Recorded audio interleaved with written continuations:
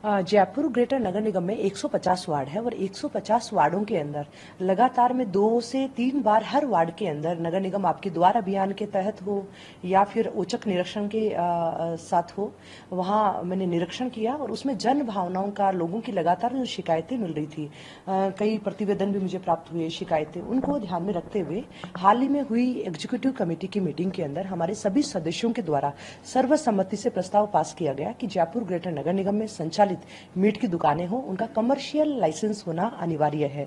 यानी जिसके पास में कमर्शियल लाइसेंस होगा उनको ही मीट की दुकान का लाइसेंस मिलेगा। इसके साथ ही जो मीट की दुकान का लाइसेंस मिलेगा तो उस पर झटका और हलाल है वो भी इंगित करना होगा, जिससे किसी की जन भावना आहत नहीं हो, किसी को भी किसी प्रकार का भ्रम ना हो। जो झटका मीट का प्रयोग करना चाहते हैं वो झटका मीट की स्पष्ट अंकित होगा तो उस पर झटका मीट पर जाएंगे, हलाल अगर अंकित होगा तो हलाल वाले हलाल पर जाएंगे। तो ये एक सुस्पष्टता लाने के लिए कि व्यक्तियों को पता हो, जो क्योंकि हमारा संविधान के अंदर भी हमारा खान पान उस सब की स्वतंत्रता है कि जो जैसा खाना चाहते हैं उसमें स्पष्टता होनी चाहिए। तो इसी के लिए जन भावनाओं को ध्यान में रखते हुए ये निर्णय लिया गया।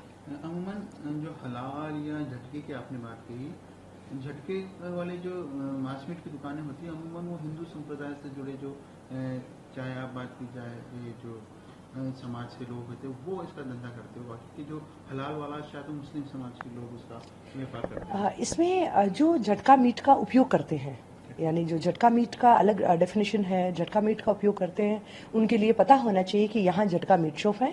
हलाल वाले को पता होना चाहिए ये हलाल मीट का शॉप है। इसमें स्पष्टता लाने के लिए ये निर्णय लिया गया है। कि सावन भी नजदीक आने वाला है, क्या आपको लगता है कि जयपुर शहर में अवैध रूप से भी मीट और मांस की दुकानें संचालित है? क्योंकि कई शिकायतें आपके पास आई है। अभी सभी 150 वार्ड के जनप्रतिनिधिगण को भी लेटर लिखा है, उनमें एक पैटर्न निर्धारित करके सूचना मांगी गई है कि आपके वार्ड में कितनी दुकानें हैं संचालित हैं और अवैध है, वैध है, ताकि वो एक इन्फॉर्मेशन डेटा आने के बाद में एक अभियान बनाकर, क्योंकि सावन का महीना है, बहुत पवित्र महीना है, इसके अंदर भी लोगों की जन भावनाएं आहत होती है, चारों ओर गंदगी ना हो।